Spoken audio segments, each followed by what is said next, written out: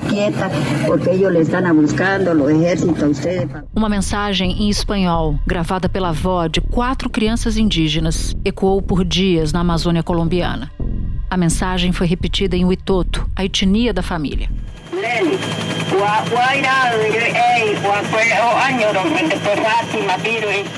A avó pedia que os irmãos se movessem porque o exército os procurava. Vítimas de um acidente de avião, os irmãos estavam sozinhos numa área inóspita, com mata fechada, rios de forte correnteza e um cânion.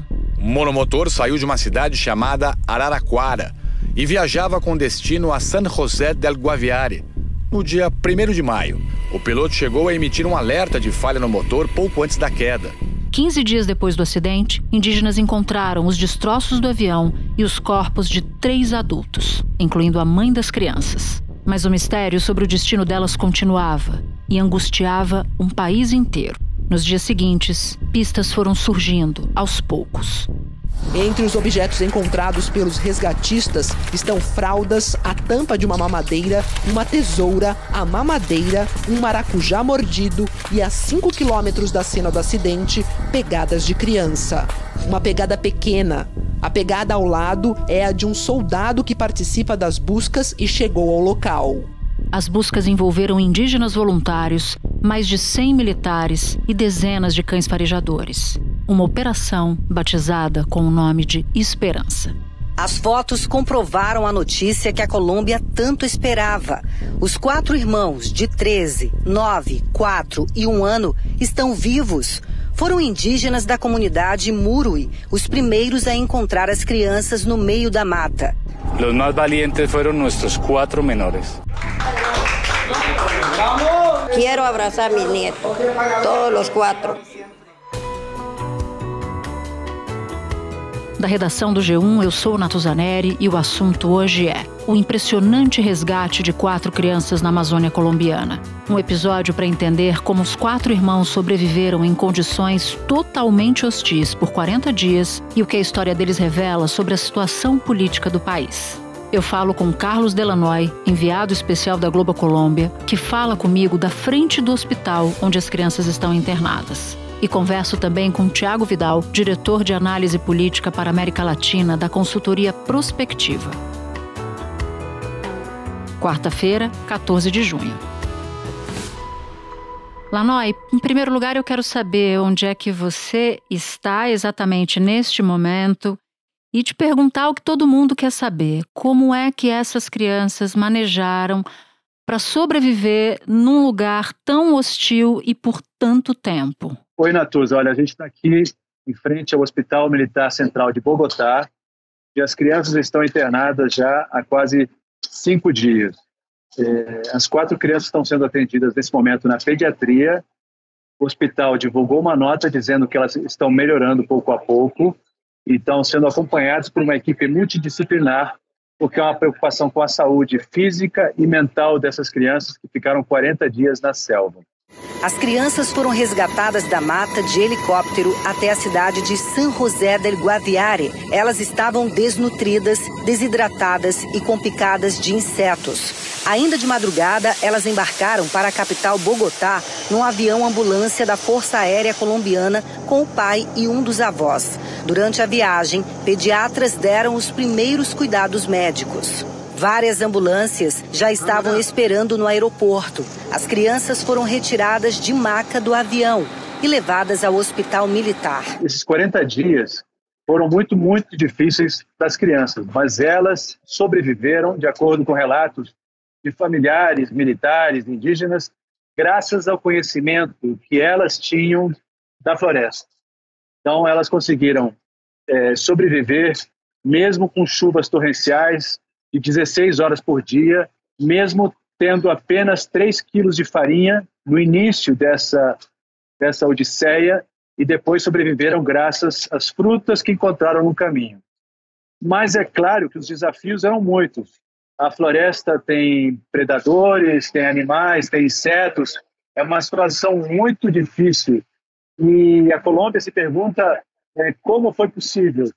Eu conversei com o general Sanches, que comandou essa Operação Esperança, ele mesmo disse para mim, olha, as crianças vão ter que me explicar como é que conseguiram sobreviver há tanto tempo dentro da selva. A floresta amazônica é a maior floresta tropical do mundo.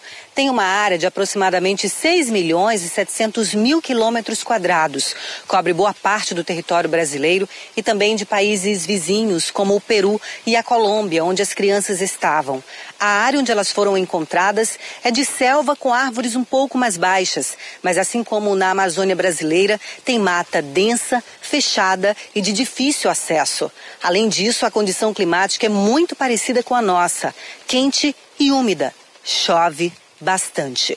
O comandante de operações especiais, general Pedro Sanches, disse que as crianças foram muito corajosas, porque não tinham equipamento ou tecnologia. Estavam focadas apenas em sobreviver. Agora, eu queria que você nos relatasse um pouco mais. Você fala da selva, fala da resistência, muitas vezes a 16 horas de chuvas torrenciais.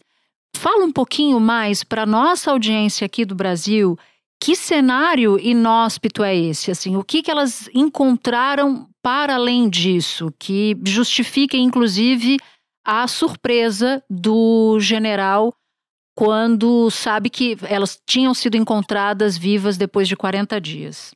A grande dificuldade das crianças é o acidente em si. Elas tiveram um acidente de avião, o avião caiu de ponta cabeça. A mãe delas ficou muito ferida. De acordo com os relatos, eles ficaram no entorno do avião durante 4 dias. A mãe morreu e foi a própria mãe, antes de morrer, que disse às crianças para procurarem ajuda. Os irmãos estavam perdidos na floresta amazônica desde o dia 1º de maio. Eles viajavam num Cessna 206 com a mãe, o piloto e o copiloto. Os 3 adultos morreram e as crianças, que são indígenas da comunidade Witoto, começaram a andar sozinhas pela mata. Elas foram avançando na floresta e usaram estratégias para deixar vestígios do lugar onde estavam, de acordo com alguns relatos de militares. Ou seja, elas comiam aqui, se movimentavam, mas deixavam coisas para trás, objetos, para mostrar que tinham ficado ali no caminho. Mas também há outros relatos que vão por outros caminhos. Eu conversei agora há pouco, por exemplo, com o tio-avô delas, com quem eu já tinha conversado no sábado. Ele disse que uma das questões ali das crianças é que elas tinham muito medo, e medo de gente, porque elas vivem um drama familiar particular muito sério. A Leslie, a menina de 13 anos, que comandou essa busca por socorro, que salvou os 3 irmãos menores nesses 40 dias, há relatos de violência familiar, de que a Madalena, a mãe dela, tinha uma relação conflituosa com o marido, Manuel. O pai das crianças colombianas encontradas na selva é suspeito de violência doméstica. Um indígena que está vinculado a la búsqueda nos llega a decir que el padre es un hombre violento, que golpeaba a la madre, que golpeaba a la niña. Y nos dice que él mismo, como autoridad indígena, se lo reprochó. E em alguns momentos, quando ela se sentia ameaçada, a Leslie ia para o meio do mato, se escondia e voltava quando queria, porque é impossível ir atrás de uma criança que conhece a floresta e se esconde. Os desafios que a Leslie encontrou, porque ela carregou boa parte desse tempo a irmã, a Christian, de 1 ano de idade, no colo. Então, isso mostra que era uma garota de muita fibra, de muita força, de uma capacidade quase sobrenatural de enfrentar a adversidade. Isso se deve também à situação de viver na floresta, de ser indígena, de conhecer a floresta de verdade, o que pode comer, o que não pode, mas também a uma situação familiar muito particular. Foi a própria Leslie quem salvou o bebê mais novo de 1 ano de idade, não é isso? De acordo com o que a gente sabe até agora, a mãe teria ficado dentro do avião, ferida. Mas eles identificaram que, como a Christian estava no colo dela, no meio desse caos, as crianças, não se sabe se foi a Leslie, provavelmente foi ela, porque é a maior e a mais forte, conseguiu retirar a irmãzinha do colo, que estava embaixo da mãe. Então, as crianças se juntaram e tiveram, apesar de toda a dor, toda a violência, enfim, todo o impacto daquele acidente, elas conseguiram colocar a irmãzinha a salvo e depois, durante 40 dias, levaram a irmã no colo, né? Cuidaram dela, enfim. E lá logo depois do resgate dos irmãos, o avô materno, como você se referia, fez acusações contra o pai de 2 das crianças, dizendo que ele agredia a mulher, que foi uma das vítimas do acidente aéreo. Pelo que você entendeu do relato desse familiar para você, a história contada por ele, ela é corroborada? A imprensa na Colômbia faz menção a esse caso também? Vou te dar um antecedente. Eu falei agora de manhã com o porta-voz do Instituto Colombiano de Bem-Estar Familiar, que é quem está tomando conta do processo que vai dizer com quem vão ficar essas crianças. E esse é um processo sigiloso, de muito cuidado, para preservar os direitos, a saúde e a vida desses meninos. É um caso de violência familiar, segundo a imprensa colombiana. Houve, sim, abusos. A mãe das crianças teria apanhado.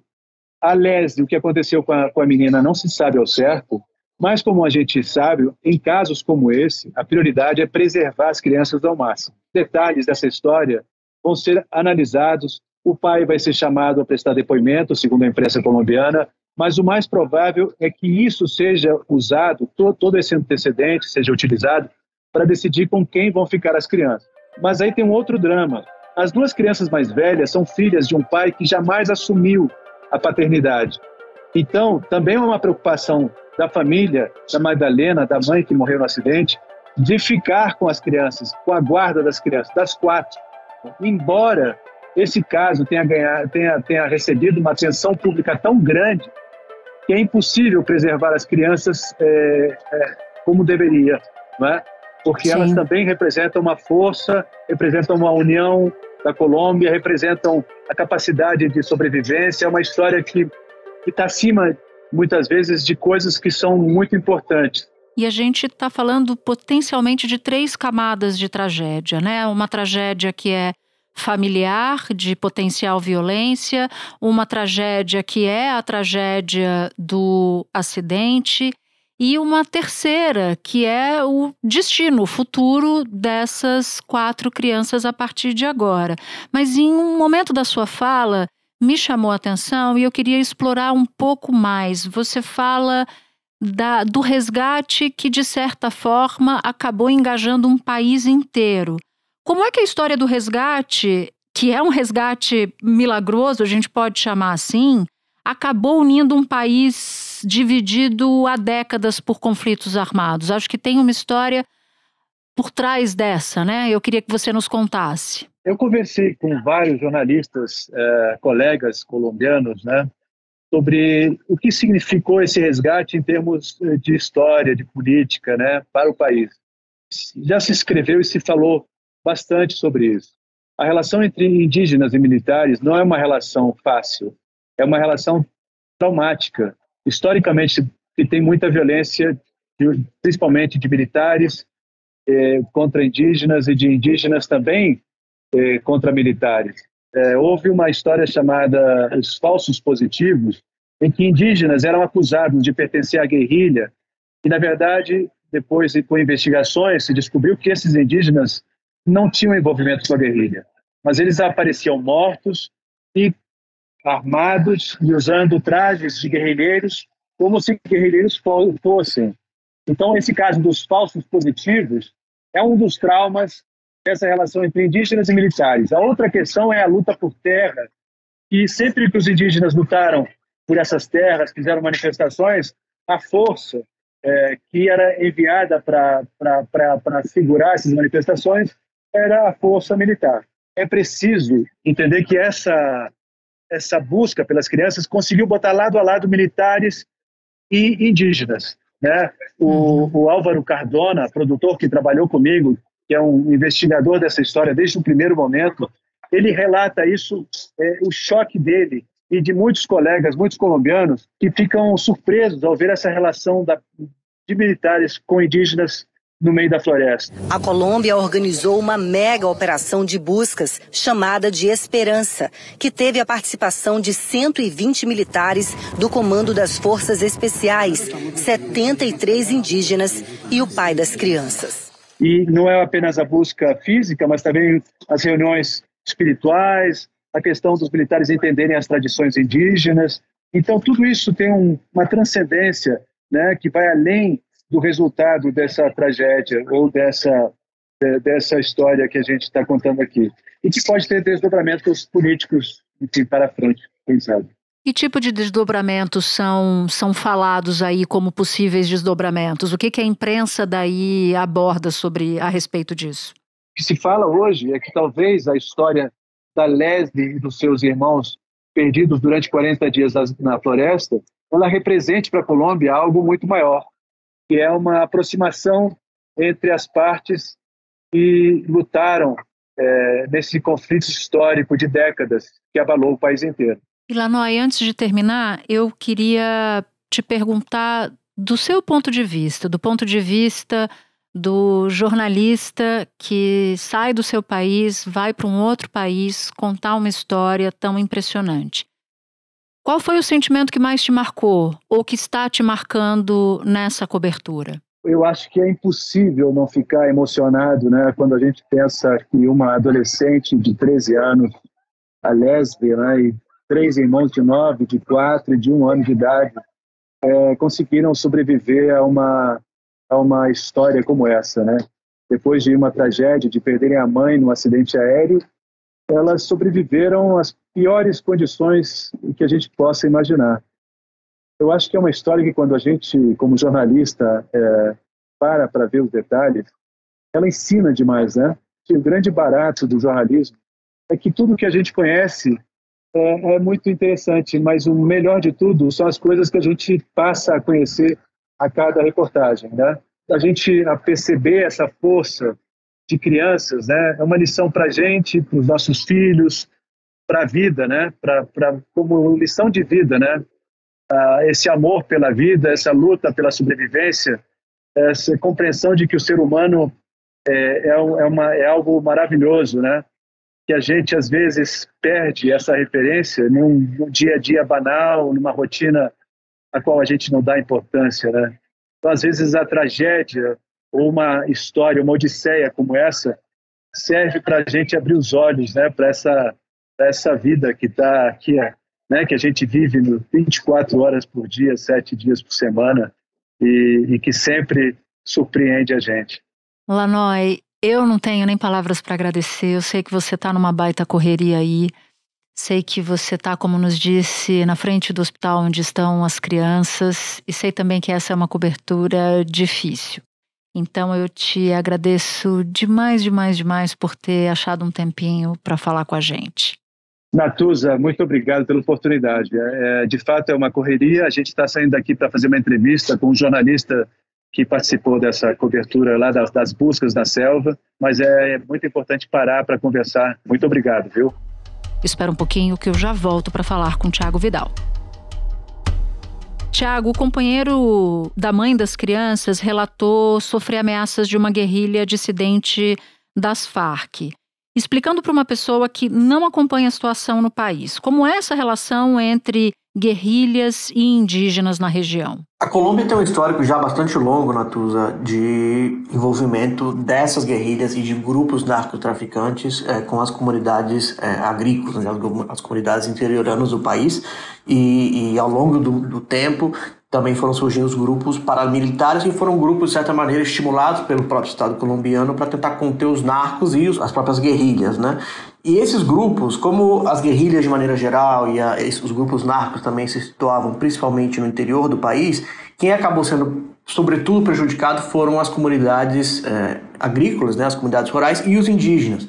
Há um grupo muito grande na Colômbia que eles chamam de desplaçados, que são os grupos de pessoas justamente que tiveram que deixar suas terras, e aí estamos falando sobretudo de pequenos agricultores indígenas, porque tiveram essas terras tomadas pelas guerrilhas e pelos narcos para que essas terras fossem utilizadas por eles, seja para o plantio de coca, seja para treinamento de guerrilhas, né? Então, esse grupo de pessoas acabou sendo, de fato, mais prejudicado, embora as guerrilhas, sobretudo, acabaram tendo também uma atuação urbana em alguns momentos. Na semana passada, o governo da Colômbia e o grupo guerrilheiro Exército de Libertação Nacional, que é conhecido como ELN, anunciaram um cessar-fogo de 6 meses, começando a partir de agosto. Você pode nos explicar, Tiago, qual é a real importância e o significado desse cessar-fogo? O cessar-fogo, ele está previsto para agosto, na verdade, mas ele não é certeza, né? Vai haver agora uma série de reuniões, de mesas, né, de trabalho. Uma primeira mesa que vai até o dia 6 de julho e uma segunda mesa que vai do dia 6 de julho ao dia 2 de agosto, portanto um dia antes da previsão de início do cessar-fogo. E nessas mesas eles vão fazer ali os protocolos do que de fato seria cumprido, deveria ser cumprido durante o cessar-fogo. O acordo celebrado em Cuba está previsto para entrar em vigor em agosto.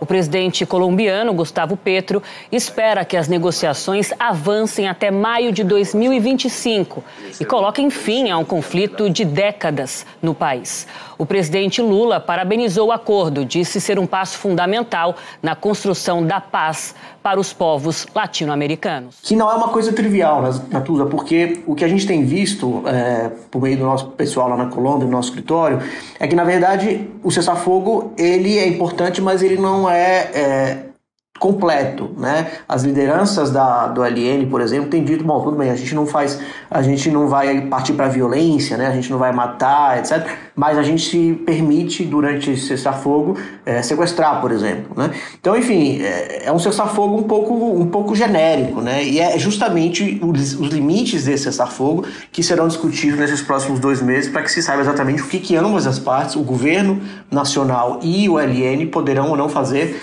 durante os 180 dias que, em tese, teriam início a partir de agosto desse ano. Agora, para ver se eu estou entendendo o tamanho desse conflito social. A gente está falando de 3 partes: o governo, portanto, os militares, porque a forma de atuação no conflito, nesse conflito via governo, são os militares. A gente está falando de guerrilha e a gente está falando de indígenas, é isso? Isso acontece desde quando, Tiago? Há quanto tempo a população colombiana convive com esse conflito? A Colômbia convive com um histórico de violência urbana e rural, principalmente, desde boa parte do século XX, né? Ali desde meados do século XX foi quando começou a luta armada no interior da Colômbia, quando começaram os grupos de extrema esquerda, os grupos de esquerda, basicamente milícias, né, e guerrilhas. E, portanto, é um movimento, é uma tendência que vem tomando conta do país já desde muito tempo. Claro que melhorou bastante desde o Acordo de Paz de 2016 para cá. O Congresso da Colômbia aprovou o Acordo de Paz revisado, que vai colocar fim ao conflito de mais de 5 décadas entre o governo e as Farc, a maior guerrilha do país. Foram 130 votos a favor e nenhum contra. O primeiro acordo de paz foi rejeitado pela população em um referendo. A oposição também alegou que o plano fazia muitas concessões aos integrantes das Farc. O presidente colombiano, Juan Manuel Santos, disse que as novas propostas são mais fortes e levam em conta as mudanças exigidas pelos que não concordaram com o plano. Mas ainda existem muitos problemas, né? Então, o que o acordo de 2016 fez foi conter a principal guerrilha no país, que eram as Farc, e que tinha uma operação muito centralizada, uma governança muito coesa. Isso foi muito importante para uma certa pacificação, embora os colombianos formalmente não usem ainda essa palavra, mas uma certa pacificação do país. O que ocorre, por outro lado, é que as Farc não são um todo, né? As Farc eram a principal força, mas não eram a única força. Você tem diversas dissidências das próprias Farc, que permanecem ainda no país. Você tem o próprio LN, que é a guerrilha mais antiga da Colômbia, inclusive mais antiga que as próprias Farc. E diferentemente das Farc, Natuza, eu acho que esse é o principal componente aí mais estrutural para entender a dimensão do desafio.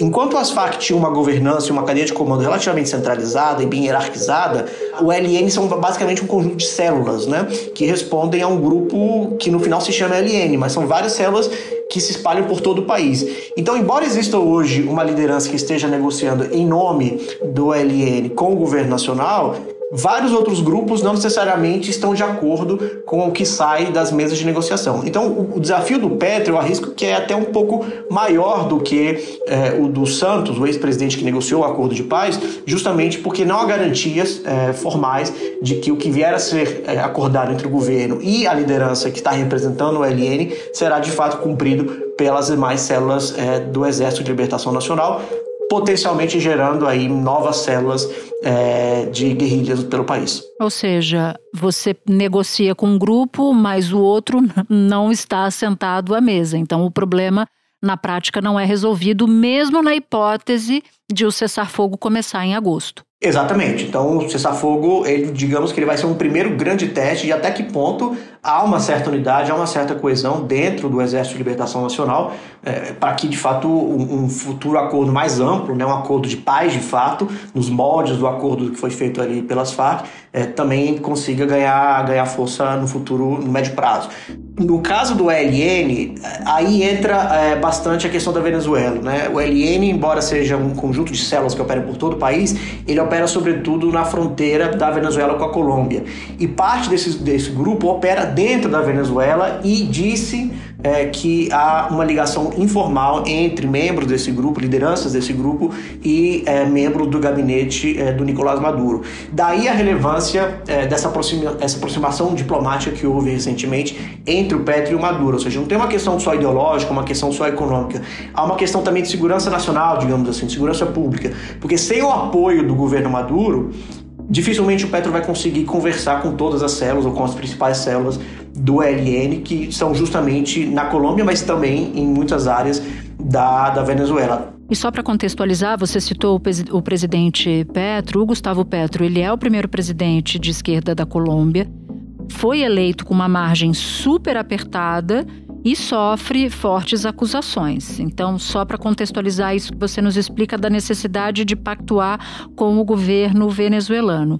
O Carlos Delanoy, meu colega que era entrevistado aqui antes de você, ele detalhou como é que essa história acabou, a história da sobrevivência das crianças na selva por 40 dias acabou unindo um país dividido por muito tempo. Então eu queria te pedir para nos explicar o quanto do que o presidente Petro vive é mais do mesmo da política colombiana e o quanto esse episódio das crianças indígenas acaba sendo uma oportunidade para o próprio presidente tirar foco da atenção política. Esse episódio das crianças indígenas realmente acabou dando ao Petro um certo alívio por duas razões. Primeiro, porque ela tirou um pouco do noticiário negativo sobre a Casa de Nariño, esse noticiário das últimas semanas. E segundo, porque isso já se reverteu em uma popularidade para o presidente, né? Houve uma pesquisa feita na Colômbia há algumas semanas em que colocava a aprovação do Petro em 26% e a rejeição ao presidente em 60% mais ou menos. De lá para cá, ou seja, desde o episódio do avião, desde o resgate, a aprovação do presidente subiu mais ou menos 5 pontos. Ainda na margem de erro, mas, ou seja, dificilmente são esses 5 pontos de fato, mas o fato é que alguma coisa subiu. Então, realmente é um episódio que contribuiu positivamente para a imagem dele, mas tenho sérias dúvidas, sinceramente, de que é algo que seja... que vá se prolongar, né? Pelo contrário, eu acho que quando as coisas começarem a voltar para o noticiário, né? Quando se explique melhor o que aconteceu com o caso dos grampos, o caso, as reformas todas que vão ser aprovadas, eu acho que aí a gente vai ter um pouco da dimensão real de como está o governo Petro em termos de aprovação popular. Thiago, muito obrigada pela participação, tá? Já aqui o convite para voltar outras vezes. Obrigado, Natuza, um prazer sempre. Este foi o Assunto, podcast diário disponível no G1, no Globoplay ou na sua plataforma de áudio preferida. Vale a pena seguir o podcast na Amazon ou no Spotify, assinar no Apple Podcasts, se inscrever no Google Podcasts ou no Castbox e favoritar na Deezer. Assim você recebe uma notificação sempre que tiver um novo episódio. Comigo na equipe do Assunto estão Mônica Mariotti, Amanda Polato, Thiago Aguiar, Luiz Felipe Silva, Thiago Kazuroski, Gabriel de Campos, Nayara Fernandes e Guilherme Romero.